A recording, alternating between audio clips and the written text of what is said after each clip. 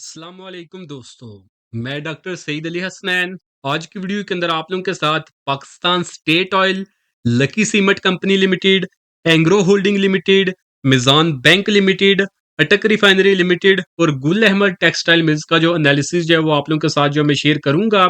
तो बारी बारी से हम इन शेयर्स को जो है वो चार्ट के ऊपर जो वो एनालाइज करेंगे और देखेंगे अगर ये शेयर जो आपके पोर्टफोलियो में पड़े हुए हैं तो आपको बेस्ट लेवल बताए जाएंगे कि किन लेवल्स के ऊपर जो है वो आपने आने वाले दिनों में इन शेयर्स के अंदर जो है वो काम करना है। और अगर आप लोग जो है वो इन शेयर्स के अंदर जो है वो आने वाले दिनों में काम करने का सोच रहे हैं तो आपको बेस्ट लेवल और स्ट्रेटजीज बताई जाएंगी कि जिनको अगर आप लोग फॉलो करेंगे तो इंशाल्लाह जो है आप अपना जो प्रॉफिट वो मैक्सिमाइज कर सकेंगे और अपने रिस्क को जो है वो मिनिमाइज कर सकेंगे।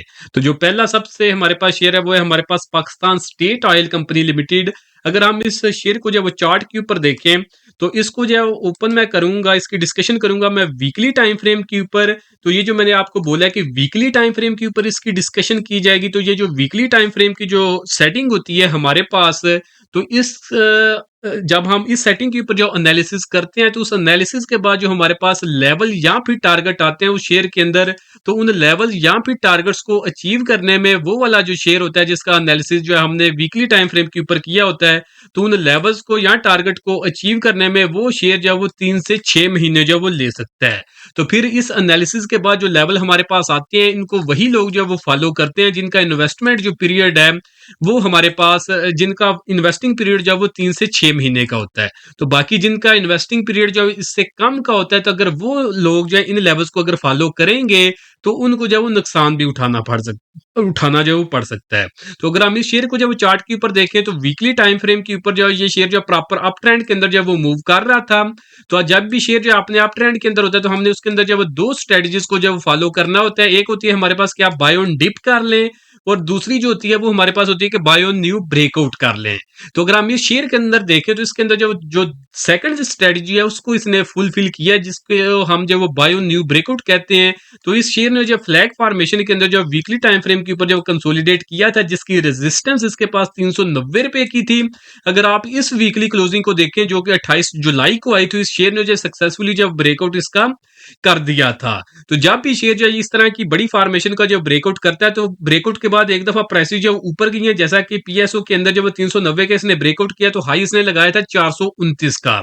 एक दफा प्राइसेस ऊपर जाती हैं और उसके बाद दोबारा से एक दफा नीचे डिप मारती हैं, और डिप मारती हैं उस लेवल तक जो कि इसने जो जिस लेवल का जो ब्रेकआउट किया हुआ है। तो अगर हम इस फ्लैग फॉर्मेशन की आप सपोर्ट की बात करें तो वो हमारे पास है 380 की है। तो अगर आने वाले दिनों में ये शेयर जो वो 380 तक जो वो नीचे डिप मार देता है तो कोई ऐसा चीज के अंदर जो वो पैनिक करने की जो वो जरूरत नहीं है, क्योंकि ये एक नेचुरल मूव है जो कि टेक्निकल्स के ऊपर जो है हमारे पास एक एक्सपेक्टेड मूव है। तो अगर यहां तक जो ये शेयर आ भी जाता है तो आपने इस शेयर के अंदर जो वो पैनिक नहीं करना, जिन्होंने इसके अंदर जो 3 से 6 महीने के लिए इन्वेस्टमेंट करनी है। तो ब्रेकआउट इसने जो 390 के ऊपर किया था, तो इसी लेवल के अराउंड जो वो आप इसके अंदर जो बाइंग की तरफ जो वो जा सकते हैं। और इस ब्रेकआउट के बाद जो शेयर ने जो लेवल एक्सपोज किए हुए हैं, फर्स्ट टारगेट जो है वो 435 का, सेकंड टारगेट जो है वो 450 रुपए के लगभग, और जो फाइनल टारगेट इसने एक्सपोज किया हुआ है अपकमिंग 2 क्वार्टर्स के लिए, तो वो तकरीबन जो है हमारे पास है 650 से लेकर 700 का लेवल है। तो एक्सपेक्टेड गेन अगर हम पीएसओ के अंदर जो वो देखें तो ये जो है इसके अंदर तकरीबन 80% के लगभग पीएसओ के अंदर जो एक्सपेक्टेड गेन जो नजर आ रहा है आने वाले 3 से 6 महीने के अंदर।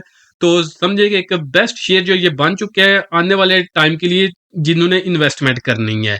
तो आने वाले 2 क्वार्टर्स के अंदर हम इसके अंदर जो कोई बड़ी जो डेवलपमेंट जो वो देखेंगे, तो इसके जो अभी जो है आउट गोइंग जो वो प्रोजेक्ट्स जो वो चल रहे हैं, जहाँ पे जो ये एक पाइपलाइन जो वो सिंध के अंदर जो बिछा रहे हैं अपनी सप्लाई को जो वो एफिशिएंट बनाने के लिए, और एक जो इंटरनेशनल जो ट्रेडिंग कंपनियां ये भी जो बना रहे हैं, आई थिंक अजरबैजान की जो स्टेट ऑयल कंपनी है उसके साथ मिलकर इंटरनेशनल जो ट्रेडिंग कंपनी जो ये बनाने जा रहे हैं। तो मे भी जब उसके जो प्रॉपर जो अनाउंसमेंट जो वो हो जाती है, अगर इन प्रोजेक्ट्स में जो सक्सेसफुल हो जाते हैं, तो जब उस वक्त जो है इनकी न्यूज आएगी तो उस वक्त में भी आप देखें कि ये शेयर जो है ये अपना ये जो 690 तक जो इसने अभी जो लेवल एक्सपोज किया है, तो जब वो वाली खबर जो मार्केट में हर तरफ फैल जाएगी तो उस वक्त तक जो है ये शेयर जो अपने टारगेट जो है वो अचीव कर चुका होगा। क्यों कर चुका होगा? क्योंकि टेक्निकल्स के ऊपर जो है हमें पहले पता चलता है कि शेयर ने अगर मूव करना है या ऊपर जाना है या नीचे गिरना है। और बाकी जो न्यूज होती है और जो फंडामेंटल्स की जब खबर आती है या रिजल्ट्स आते हैं, तो वो हमेशा जो है डिले जो है वो हमें उसके ऊपर जो वो मूवमेंट नजर आती है। तो अच्छी खबर या जो है अच्छे रिजल्ट, या बुरी खबर या बुरे रिजल्ट जब भी आते हैं, तो उससे पहले ही शेयर ने अगर ऊपर जाना हो तो ऊपर जा चुका होता है, और अगर नीचे जाना हो तो ऑलरेडी जो वो नीचे जा चुका होता है। तो जब छोटे इन्वेस्टर के पास ये खबर आती है या रिजल्ट आते हैं, तो वो उस खबर या रिजल्ट को देख के जो वो काम करते हैं, तो ऑलरेडी जो मूव उस शेयर के अंदर आ चुकी होती है, तो वो जो फंस जाते हैं, और फिर जब वो सोच में पड़ जाते हैं कि इसमें इतनी अच्छी खबर आ गई है, तो इतनी अच्छी खबर के बावजूद भी जो ये शेयर ऊपर क्यों नहीं जा रहा, क्योंकि उस खबर से पहले ही जब टेक्निकल्स के ऊपर इंडिकेशन मिल जाती है, टेक्निकल्स के ऊपर जो काम करते हैं वो पहले ही जो अपनी मूव सारी बना के बैठे होते हैं। जैसे ही उनके जो टारगेट्स अचीव होते हैं, तो टाइम फ्रेम ही कुछ इस तरह का बना होता है कि उसी टाइम पे जो वो खबर भी आ जाती है। तो जहां पे जो टेक्निकल्स के ऊपर जिन्होंने पहले काम किया होता है, जहां पे वो प्रॉफिट बुक कर रहे होते हैं, तो जो सिर्फ जब वो खबर को देख के काम कर रहे होते हैं, तो वहां पे जब वो ट्रैप हो जाते हैं, जहां पे जो जिन्होंने पहले बाइंग की होती है टाइम से पहले, तो वहां पे जो वो जाके वो प्रॉफिट बुक कर रहे होते हैं। और जो छोटा ट्रेडर या इन्वेस्टर होता है जिसके पास प्रॉपर जब वो रियल टाइम इंफॉर्मेशन नहीं होती, तो वो जो है वो फंस जाते हैं। तो ये आपको समझ आएगी कि टेक्निकल्स और खबरों में और रिजल्ट्स के अंदर जो वो क्या डिफरेंस है। पीएसओ के बाद जो नेक्स्ट शेयर है हमारे पास, तो जिन लोगों के पास ये शेयर पड़ा हुआ है, तो स्टॉप लॉस जो आप 350 से नीचे इसके अंदर जब रख सकते हैं। बाकी करंटली ये 390 के अराउंड जो है ये बाइंग रेंज ही है इस शेयर की। तो लेवल जो है टारगेट्स आप साइड पे मैंने बता दिए कि पीएसओ जो है वो आने वाले दिनों में कहां तक जो आप साइड पे जा सकता है। नेक्स्ट शेयर है हमारे पास लकी सीमेंट कंपनी लिमिटेड। तो लकी को अगर हम जब चार्ट के ऊपर देखें, तो ये जो शेयर है ये प्रॉपर जब वो अप ट्रेंड के अंदर जब वो मूव कर रहा है, तो अप ट्रेंड के अंदर जब शेयर जो होता है, तो हमने उसके अंदर जब वो दो स्ट्रेटजीज को फॉलो करना होता है। इधर आप जब वो बाय ऑन डिप कर लें, या फिर आप बाय ऑन न्यू ब्रेकआउट कर लें। तो अगर हम इस शेयर के अंदर देखें, तो इस शेयर के अंदर जो लास्ट अपॉर्चुनिटी बनी थी, तो इसने जो ये सेकंड जो स्ट्रेटजी है जो कि हम बाय ऑन न्यू ब्रेकआउट करते हैं, उसको इसने फुलफिल किया था। तो इसने इसके ट्रायंगल फॉर्मेशन के अंदर कंसोलिडेट किया था, जिसकी रेजिस्टेंस इसके पास 363 रुपए के लगभग थी। जब इस कैंडल के ऊपर जो इसने क्लोजिंग दी थी, तो यहाँ पे शेयर के अंदर जो वो बाइंग बनती थी, तो जिसके टारगेट्स ऑलमोस्ट जो है ये शेयर जो है अचीव कर चुका हुआ है। तो जब इसने ये ब्रेकआउट किया था, तो हमने जो है अपने प्रीमियम ग्रुप के अंदर जो ये सिग्नल जब शेयर भी किया था। तो अगर हम अपने सिग्नल की बात करें, तो वो हमारे पास यहाँ पे मौजूद है। अगस्त के बिल्कुल स्टार्ट के अंदर हमने जो इस लकी सीमेंट के अंदर जो बाइंग रिकमेंडेशन की थी अपने प्रीमियम ग्रुप के अंदर, जहाँ पे बाइंग हमारी यही 360 का जब इसने ब्रेकआउट किया था, तो वहां पे हमने शेयर किया था। तो जिसके अगर हम टारगेट देखें, तो फर्स्ट टारगेट 396 का, सेकंड 429 का, और फाइनल 470 का था। तो अगर हम अभी इसकी करंट प्राइसेस को देखें, तो ये शेयर जो है इसने अभी तक जो रिसेंट हाई लगाया वो 435 का लगाया। तो यानी जो इसके अंदर जो हमारा सेकंड टारगेट था वो तो ये अल्हम्दुलिल्लाह अचीव कर चुका है। बाकी फाइनल टारगेट अभी तक इसने अचीव नहीं किया, बट उम्मीद है कि इंशाल्लाह आने वाले टाइम में ये फाइनल टारगेट भी अचीव कर लेगा। तो ये तो थी इसके अंदर एक लास्ट ट्रेड अपॉर्चुनिटी। तो जिन लोगों से ये उस वक्त जो मिस हो गया, तो क्या वो आप लोग, जैसे कि मैंने बताया कि इसके अंदर फाइनल टारगेट 470 का था, तो वहां पे जो अगर करंट जो है वो ये ना सोचें कि 427 के ऊपर हम बाय कर लें तो 470 के ऊपर हम जब वो बेच लेंगे। तो आपकी अगर किस्मत हुई, तो अगर आप 427 के ऊपर जब वो बाई करेंगे, तो ये 470 तक जो वो जा सकता है। ये नहीं मैं कह रहा कि नहीं जाएगा, क्योंकि इसने ऑलरेडी टारगेट्स यहाँ पे एक्सपोज किए थे अगस्त के स्टार्ट के अंदर। बट जिन लोगों ने बाइंग की थी ना 365 रुपए 370 रुपए के लगभग, उनके लिए तो सेफ है। जिन्होंने लेके होल्ड रखा हुआ है, तो वेल एंड गुड, आप इसको होल्ड रखें। जब टारगेट्स के ऊपर जब जाएगा, तो अपने प्रॉफिट जब वो बुक कर सकते हैं। ट्रेलिंग स्टॉप लॉस जो वो आप इसमें इस्तेमाल कर सकते हैं। वो लोग जिन्होंने 360 370 रुपए के लगभग बाइंग की थी, उन लोगों ने ट्रेलिंग स्टॉप लॉस इस्तेमाल करना है। जिन लोगों को ट्रेलिंग स्टॉप लॉस का नहीं पता, तो उनको जब वो मैं बता देता हूं। अगर आप हमारे चैनल के ऊपर जाएंगे, तो इस चैनल के ऊपर जो पहली दो वीडियोस हैं, इसके अंदर जो मैंने स्टॉप लॉस और ट्रेलिंग स्टॉप लॉस का जो वो कंसेप्ट जो वो क्लियर किया था। तो ये समझे कि स्टॉप लॉस और ट्रेलिंग स्टॉप लॉस के ऊपर जो ये दो लेक्चर जो है वो मौजूद है हमारे चैनल्स के ऊपर। तो जिनको नहीं पता इन चीजों के बारे में, तो वो जाके यहाँ से सीख सकते हैं। तो बिल्कुल जो मैंने सादा अल्फाज के अंदर एक्सप्लेन किया हुआ है, इजीली जो बिल्कुल भी बिगनर है वो भी जो इसको इजीली जो वो समझ सकता है। तो जिनके पास ये पड़ा हुआ है, जिन्होंने बाइंग की थी इसके अंदर जो है 365 रुपए के लगभग, उन्होंने इसके अंदर जब वो ट्रेलिंग स्टॉप लॉस का इस्तेमाल करना है। जिनको ट्रेलिंग स्टॉप लॉस का नहीं पता, चैनल पे वीडियोस मौजूद है, जहां पे जाके अपना कंसेप्ट जो है वो ट्रेलिंग स्टॉप लॉस का आप क्लियर कर सकते हैं। और जिन लोगों ने जो वो न्यू बाइंग करनी है। तो जैसा कि आपको मैंने बताया कि अगर आप ये सोचेंगे अभी 427 रुपए के ऊपर है और 470 पे जाएगा तो हम 427 पे खरीदते हैं तो 470 पे बेचेंगे तो प्रॉफिट मिल जाएगा, मिल भी सकता है। बट इसके अंदर जो वो रिस्क जो वो मौजूद है, रिस्क क्या मौजूद है, क्योंकि शेयर जो यहाँ पे जो ये कंसोलिडेशन, अब दोबारा से ये कंसोलिडेशन जोन के अंदर जब वो जा चुका है तो मे भी आप शेयर जो है ये एक दफा ऊपर जाने से पहले एक दफा जब वो नीचे डिप मारे, और नीचे जो डिप अगर इसने मारी तो ये नीचे इजीली 385 तक जो वो नीचे गिर सकता है, इतना इसमें चांस है। जहां पे आपको अगर आप करंट लेवल्स के ऊपर जब बाई करते हैं तो आपको जो 10 से 15% का लॉस उठाना पड़ सकता है। अगर तो आपको इतने लॉस से फर्क नहीं पड़ता तो आप जरूर काम करें। बट अगर आप जब थोड़ा सेफ साइड के ऊपर जब वो प्ले करना चाहते हैं तो अब आप थोड़ा सा वेट कर ले, या तो अगर ये शेयर आने वाले दिनों में नीचे डिप मारते हैं तो फिर आप डिप के ऊपर जो बाय कर सकते हैं। डिप इसकी तकरीबन ये 380 385 रुपए के लगभग बनेगी। और अगर ये शेयर नीचे नहीं आता तो आप इसको वॉच लिस्ट में रखें। यहाँ पे जो है ना इसके अंदर एक अगर हम देखें तो रेजिस्टेंस है इसके पास 433 रुपए की। अगर ये आने वाले दिनों में 433 रुपए के ऊपर क्लोजिंग दे देता है तो फिर आप डिप का वेट नहीं करेंगे, आप सिंपली जब वो 433 रुपए के ऊपर ही जो वो बाय कर लेंगे तो फिर जो इसके अंदर जो एक्सपेक्टेड गेन नजर आएगा हमारे पास, जो अपसाइड के ऊपर ये शेयर जो टारगेट एक्सपोज कर देगा वो हमारे पास होंगे तकरीबन तकरीबन जो वो 500 रुपए के लगभग। तो जिनके पास जिन्होंने ये 363 रुपए 365 रुपए के लगभग बाइंग की हुई है, तो अगर ये आने वाले दिनों में 433 रुपए के ऊपर निकल जाता है तो ट्रेलिंग स्टॉप लॉस का इस्तेमाल करते हुए आप इसको 500 तक जब वो होल्ड रख सकते हैं।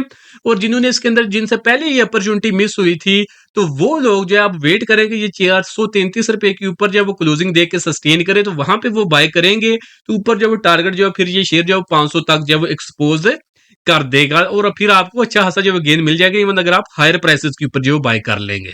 बट अगर आप करंट लेवल्स के ऊपर इसमें बाय करते हैं तो अगर ये नीचे गिरा तो आपको 10 से 15% का लॉस उठाना पड़ सकता है। तो अगर आप स्टॉप लॉस का इस्तेमाल करना चाहते हैं तो अगर ये जब 432 रुपए 33 रुपए के ऊपर क्लोजिंग देगा तो स्टॉप लॉस जो फिर आपने 410 रुपए से जो नीचे रख लेना है। बाकी आप अपने रिस्क के मुताबिक भी रख सकते हैं। अगर आप ये वीडियो जो स्टॉप लॉस के ऊपर जो बनी हुई है अगर आप इसको देख लेंगे तो फिर आप जो बेटर डिसाइड कर सकते हैं कि आपने स्टॉप लॉस जो वो कौन सा रखना है, क्योंकि उसमें बताया गया कि आपने अगर आपकी किस तरह की स्ट्रेटजी है तो किस तरह की स्ट्रेटजी के अंदर आपने जो है वो कौन सा स्टॉप लॉस जो वो रखना है। तो लकी सीमेंट के बाद जो नेक्स्ट शेयर है हमारे पास वो है हमारे पास एंग्रो होल्डिंग लिमिटेड। तो एंग्रो होल्डिंग लिमिटेड को अगर हम जब चार्ट के ऊपर जब वो देखें तो ये शेयर जो ये डेली टाइम फ्रेम के ऊपर अप ट्रेंड के अंदर जब वो मूव कर रहा है। प्रीवियसली ये कुछ अरसे के लिए जो डाउन ट्रेंड के अंदर गया था, बट अगर हम देखें तो इसने थोड़ा अरसा ही ये डाउन ट्रेंड में रहा था और उसके फौरन बाद ही ये दोबारा से ट्रेंड रिवर्सल की फॉर्मेशन इसने बनाई थी, उसका इसने ब्रेकआउट किया और उस ब्रेकआउट के बाद दोबारा से ये जो है शेयर अपने अप ट्रेंड के अंदर जब वो दाखिल हो गया था। तो ये हमारे पास inverted head and shoulder formation थी। ये डाउन ट्रेंड से निकल के अप ट्रेंड के अंदर जब शेयर आता है तो इस फॉर्मेशन का जो ये ब्रेकआउट करता है। तो इसके पास ये जो लेवल था वो 190 रुपए का था, जिसका ब्रेकआउट इसने जो जुलाई के मिड के अंदर जो किया था इस कैंडल के ऊपर।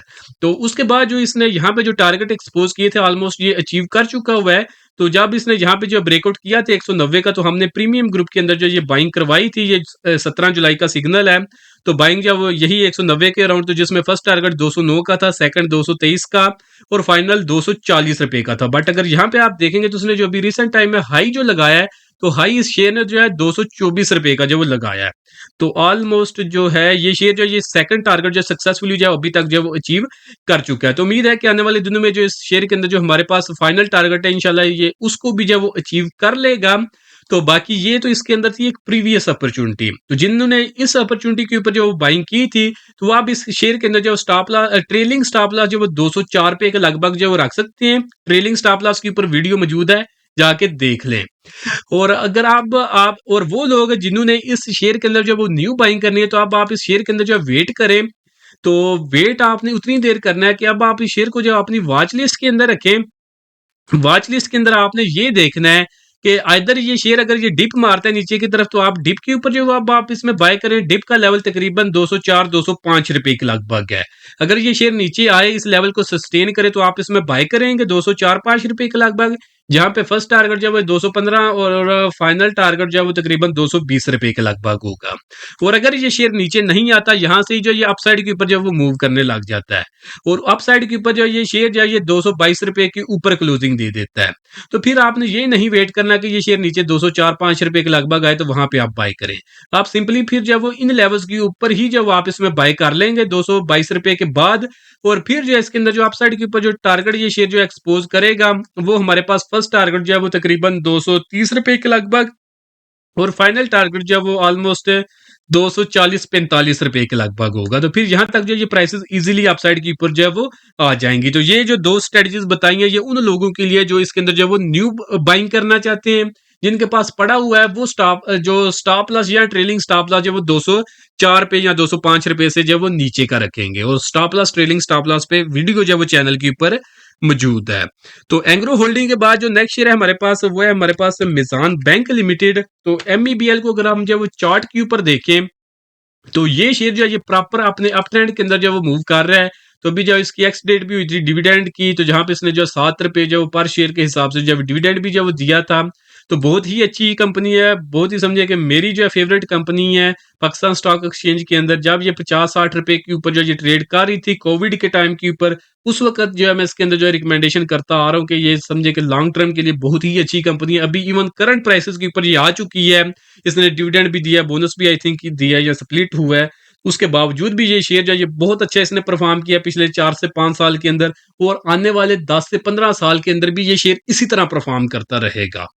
छोटी मोटी में वक्तन फवक्तन में भी कंसोलिडेशन आए या में भी थोड़ा नीचे भी गिरे, बट लॉन्ग टर्म के लिहाज से ये बहुत ही अच्छा शेयर है।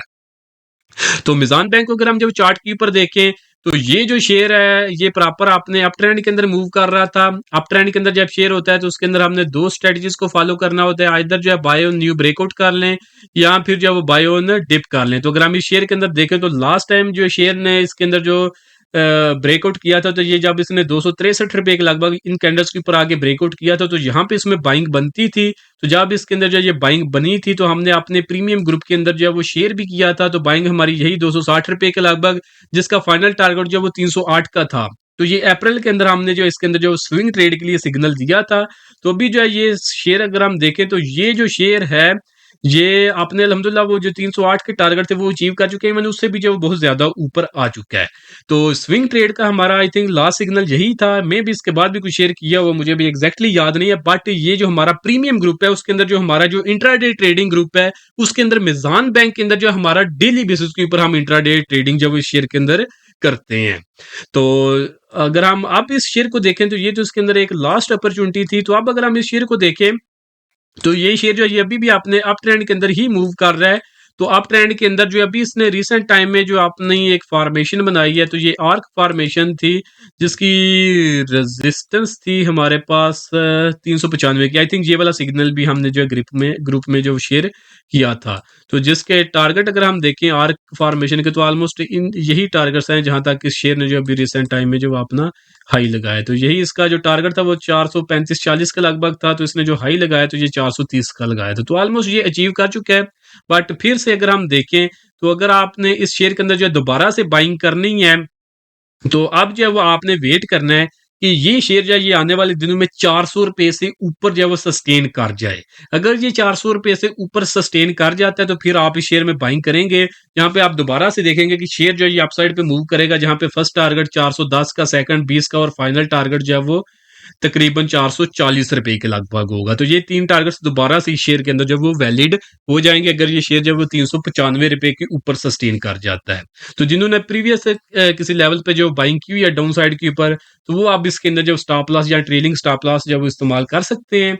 बाकी जो टेक्निकल्स के ऊपर जो हमारे पास जो आ रहा है स्टॉप लॉस वो तकरीबन 365 रुपए के लगभग आ रहा है, जितनी देर तक ये इसी ऊपर सस्टेन कर रहा है। तो कोई ऐसा जो इसमें डरने की जरूरत नहीं है, बल्कि आप अपना रिस्क भी देख ले कि आप इतना रिस्क जो है वो बर्दाश्त कर सकते हैं। अगर आप बर्दाश्त कर सकते हैं तो फिर आप इतना बड़ा जो स्टॉप लॉस रख सकते हैं। बाकी अगर आप इतना स्टॉप लॉस नहीं बर्दाश्त कर सकते, इतना लॉस नहीं बर्दाश्त कर सकते, तो अपने रिस्क कैपेसिटी के मुताबिक आप इसमें अपना स्टॉप लॉस रख सकते हैं। तो जिनके पास पड़ा हुआ है उनको भी बता दिया कि क्या करना है, जिन्होंने न्यू बाइंग करनी है उनको भी बता दिया कि क्या करना है। तो बाकी दोस्तों इस वीडियो के अंदर आपको जो मैं लेवल्स वगैरह बता रहा हूँ ना, तो वो लोग जिनको एनालिसिस खुद करना आता है उनके लिए ये बहुत ईजी है। वो खुद जो है ये सारी कंफर्मेशन जब आ जाती है, जैसा कि मैं लेवल बता रहा हूँ, जब इन लेवल्स के ऊपर जब वो आ जाते हैं प्राइसेस, तो वो खुद जो है वो कंफर्मेशन देखते हैं और जब इजीली जब ट्रेडिंग वो लोग जब वो कर लेते हैं जिनको खुद एनालिसिस करना आता है। बट बहुत से लोग ऐसे हैं जिनको आइदर जब एनालिसिस करना नहीं आता या फिर अगर एनालिसिस करना आता है तो इतना टाइम नहीं कि वो जब वो प्रॉपर जब वो रिसर्च कर सकें।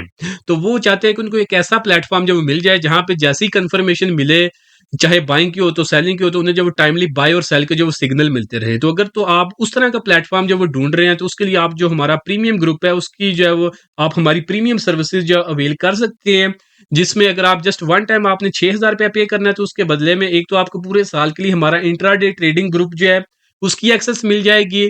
1 साल के लिए हमारा जो स्विंग ट्रेडिंग ग्रुप है उसकी एक्सेस मिल जाएगी, जिसकी अभी जो है मैंने अचीवमेंट आपके साथ शेयर किया लकी सीमेंट के अंदर, एंग्रो होल्डिंग के अंदर, मिज़ान बैंक के अंदर जो वो 2 थी अभी रिसेंट टाइम के अंदर।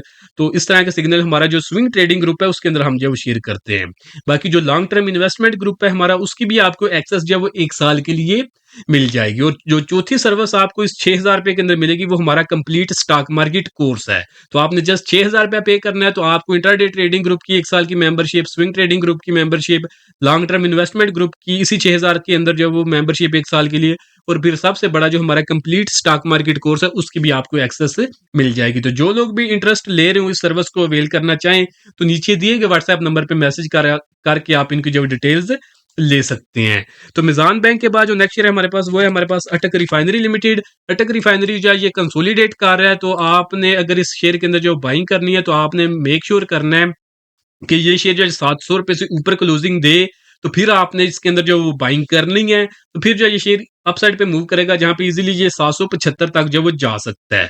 तो वो लोग जिनके पास ये पड़ा हुआ है तो स्टॉप लॉस जो है वो आपने 600 से नीचे जो है लाजमी रखना है। और वो लोग जिनकी रिस्क कैपेसिटी ज्यादा है वो रिस्की ट्रेड भी लेते हैं, तो अगर ये शेयर जो है 600 रुपए से ऊपर सस्टेन कर जाता है और ये आपको 600 रुपए के लगभग मिलता है, तो वहां पे भी आप इस शेयर के अंदर बाइंग की तरफ जा सकते हैं, जहां पे फर्स्ट टारगेट 650 का और फाइनल टारगेट जो वो 700 का होगा। और वो लोग जो ज्यादा रिस्क नहीं लेना चाहते, वो जब ये शेयर जो वो 700 रुपए के ऊपर क्लोजिंग देगा वहां पे बाइंग करेंगे, जिसके बाद इसके अंदर जो फाइनल टारगेट होगा वो तकरीबन 775 के लगभग होगा।